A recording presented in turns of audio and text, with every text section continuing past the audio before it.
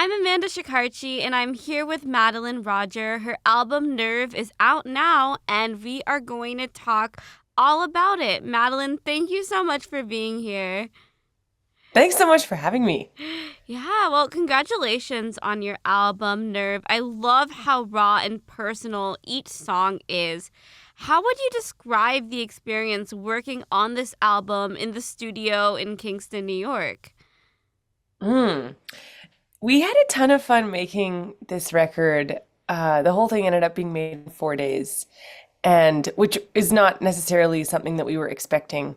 We were planning to just make the bed tracks, but it just felt really cohesive and easy and fun, which to me was, I wasn't really sure because I hadn't actually met any of the collaborators face to face before until we showed up in the studio. And I knew that I had brought this pile of really, really vulnerable songs. And yeah, so it was really amazing that we were able to have so much fun even while recording some songs that have a bit heavier of lyric content to them. Yeah, and it felt like a really the perfect balance that I was hoping for. I love that. And I think, one great example of that, was your track Never, Never, Never. Can you tell me about what that experience was recording that one? Yeah, that one was actually that one surprised me by how it turned out because I had originally written it quite a bit faster than we recorded it, and the producer Josh had this really great instinct that it actually was meant to be a way more sort of laid back sounding song. And so he had me do this exercise where he was like, okay, Madeline, we're going to start this song as slow, like way slower than you can even bear. And we're going to play it together. And we're just going to slowly, over the course of like 5 minutes, slowly bring the tempo up until it feels like it's just found its perfect home. And when we did that, I realized that I had been trying to sort of rush through the song ever since it had been written. And I loved that by getting to slow it down and then add these more like this more delicate instrumentation on top of it, that we were able to sort of let each of the phrases have a bit more of a time to land before adding, because it's the whole song, it's like one image after the next. So I think it's actually perfect that it takes, that you get a moment with each of them. I love that. So we want to ask you this. How scary is it knowing that your personal experiences are out in the world through your music? It's definitely taken some getting used to. I didn't necessarily write these songs with the expectation that I was ever going to share them with anybody. They really were more for myself.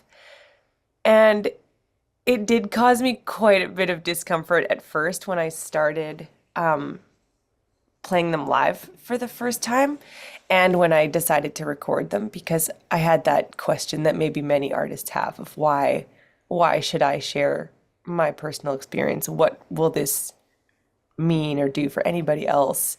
And is it just this sort of self-serving exercise?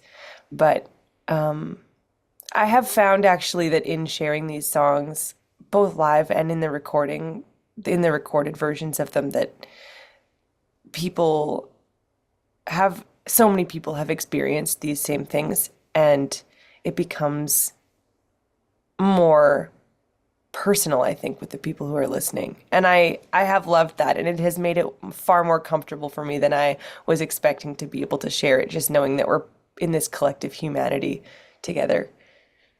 Yeah, that is so amazing. I think that's what's so special about music is that it really speaks to the soul. And, as you just said, I think I really resonated with your music. And I want to bring up the song Terminal for a second because Mm. that one, it really put into words because I also, I want to hear your perspective about this and then I want to share my perspective a little bit. But I really think this line for me, I really connected with. You say, what is terminal to me? I'm going to read this again. So this line really resonated with me. What is terminal to me? A pile of pills on the counter and watching you fading. I whisper 3 times, I love you. Why is this song so important to you? Mm. Well, I wrote this song as I was caring for my Oma when she was dying of cancer. So those images are really directly pulled from what I was experiencing with her. And it was this beautiful time and completely heartbreaking at the same moment. But we got to spend this absolute gift of 3 months together. And so much of my memory of it was just distilled into these tiny little moments. And like every night before bed, she would want her window opened so that she could get fresh air and like sleep in fresh air and then hear the birds in the morning. And it just every time I opened the window for her, it just it broke my heart a little, but it also made me realize how much of living is actually just about experiencing these really small pieces of life together with people that we love. And yeah, that in a way that, having that paired with giving her medications and having these conversations about whether or not she was going to start taking hydromorphone for her pain became so entwined with like poring over art books together and talking about what she loved about certain eras of poetry. And yeah, so that song, I was just kind of capturing, I was really trying to process what I was experiencing. I have to thank you for writing that because, last year I lost my grandfather who was such a hero and role model for me. And I remember those last moments were definitely hard putting into words because, obviously you try to find that inner peace and move forward. But I also just want to keep a piece of him with me in this journey of life. So I know it's such an emotional one, so I really thank you for, not only writing it, but speaking about it with me right now.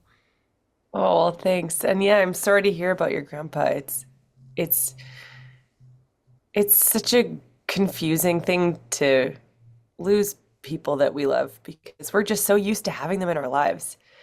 And it's such a part of living. Um, yeah. Yeah, thanks Yes. for your question about it.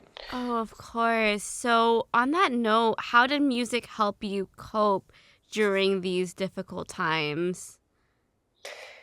I would say that writing songs and in that particular era of life, also getting into gardening was like I have no idea what I would have done without those things. I had experienced a lot of loss all at once. I had the death of my Oma, and I was had just gone through a important breakup, and one of my best friends had passed away from like a surprise heart failure in the middle of the night.